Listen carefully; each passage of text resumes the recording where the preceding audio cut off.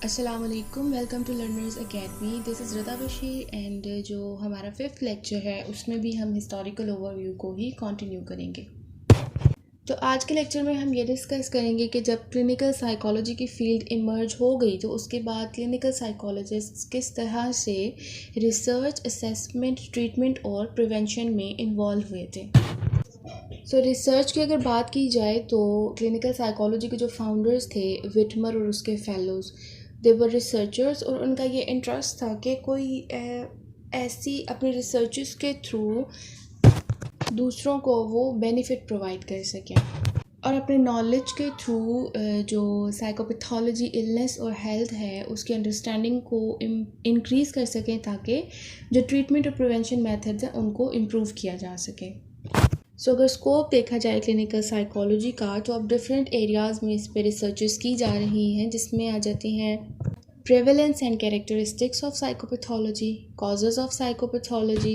इसके अलावा इंडिविजुअल के बिहेवियर और उसके साइकोलॉजिकल कैरेक्टरिस्टिक्स को मैयर किया जाता है। क्लिनिकल न्यूरोसाइकोलॉजी पे भी रिसर्चेस हो रही हैं जिसमें इंडिविजुअल के ब्रेन और सेंट्रल नर्वस सिस्टम के रोल को स्टडी किया जाता है। इसके अलावा ट्रीटमेंट ऑफ साइकोपैथोलॉजी पे भी रिसर्चेस हो रही हैं और prevention of psychopathology and promotion of psychological health पे भी रिसर्चेस की जा रही हैं। इसके बाद दो ऐसी रिसर्चेस आ जाती हैं जिन्होंने क्लिनिकल साइकोलॉजी की फील्ड को शेप किया, जिसमें सबसे पहले तो आ जाता है इफेक्टिवनेस ऑफ साइकोपैथोलॉजी और दूसरा आ जाता है स्टैटिस्टिकल वर्सेस क्लिनिकल प्रिडिक्शन।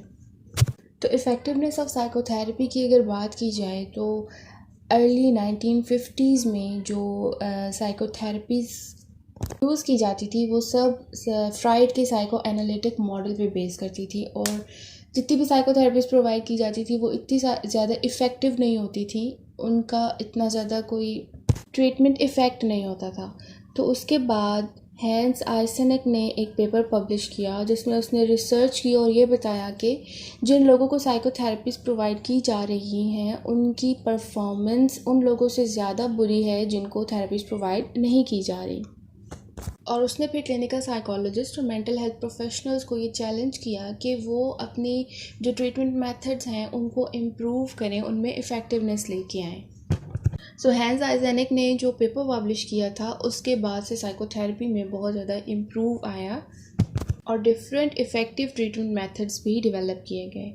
उसके बाद आ जाता है स्टैटिस्टिकल वर्सेस क्लिनिकल प्रिडिक्शन। तो मीहल एक साइकोलॉजिस्ट थे जिन्होंने ये बुक पब्लिश की थी स्टैटिस्टिकल वर्सेस क्लिनिकल प्रिडिक्शन और इसका साइकोलॉजिकल टेस्टिंग और असेसमेंट पे बहुत ज़्यादा इम्पैक्ट हुआ था इस बुक के पब्लिश होने के बाद, क्योंकि इससे पहले साइकोलॉजिस्ट जो साइकोलॉजिकल टेस्ट्स की इंटरप्रिटेशन करते थे वो जस्ट सब्जेक्टिव जजमेंट या अपनी इंट्यूशन की बेस पे करते थे।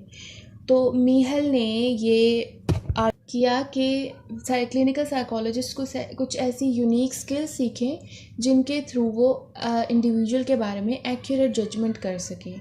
तो इसके लिए उन्होंने कहा कि स्टैटिस्टिकल डेटा के थ्रू अगर आप जजमेंट करें तो ये बेस्ट है और एक्यूरेट जजमेंट और प्रिडिक्शन की जा सकती है एक इंडिविजुअल के बारे में। तो स्टार्ट में अगर क्लिनिकल साइकोलॉजी में रिसर्च की कंट्रीब्यूशन को देखा जाए तो वो बहुत स्लो और ग्रेजुअल थी। इसके अलावा जो रिसर्चेस की जाती थी वो सेम टॉपिक पे डोजन्स ऑफ रिसर्चेस की जाती थी।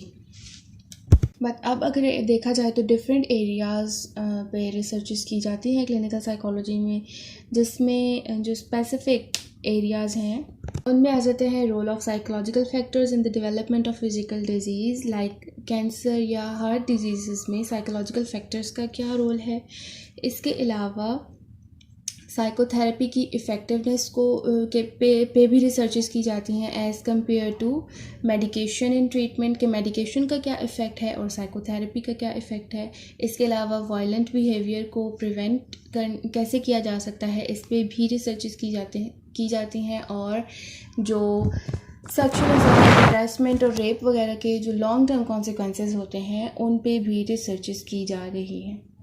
रिसर्च के बाद आ जाता है असेसमेंट। तो किस तरह से क्लिनिकल साइकोलॉजिस्ट असेसमेंट में इन्वॉल्व हुए।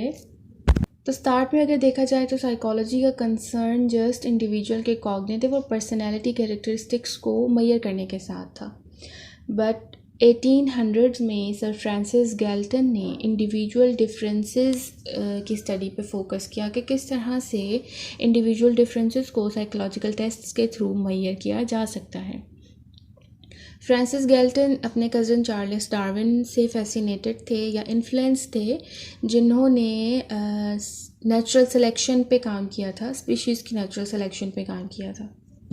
तो गैल्टन ने भी उनसे इन्फ्लुएंस होकर इंडिविजुअल डिफरेंसेस के कॉन्सेप्ट पे फोकस किया। तो उसके बाद क्लिनिकल साइकोलॉजी में डिफरेंट टेस्ट और प्रोसीजर्स को डेवलप किया गया ताकि एक इंडिविजुअल के कैरेक्टरिस्टिक्स को असेस या मेजर किया जा सके, जिसमें सबसे पहले आ जाते हैं द इन्फ्लुएंस ऑफ बीने इंटेलिजेंस टेस्ट।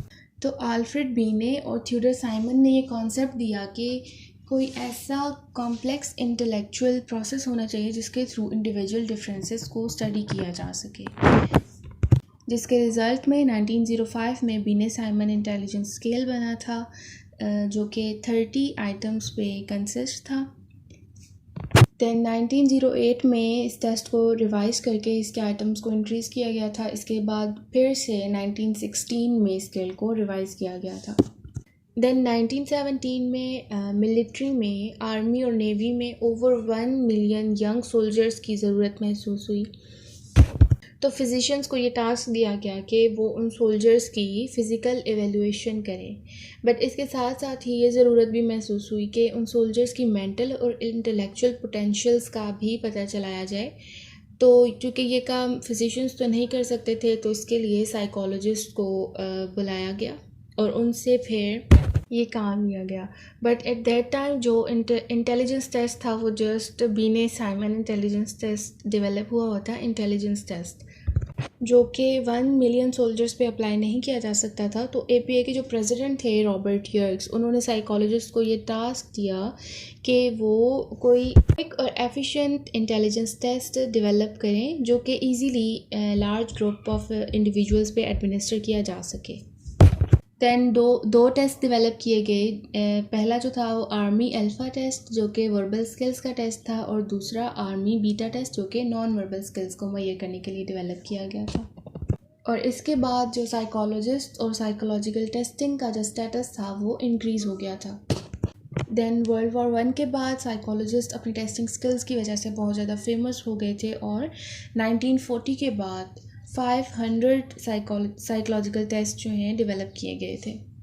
और अब अगर देखा जाए तो बहुत ज़्यादा एडवांसमेंट आ चुकी है साइकोलॉजिकल टेस्टिंग में, और डिफरेंट साइकोलॉजिकल टेस्ट जो हैं वो डेवलप किए जा चुके हैं।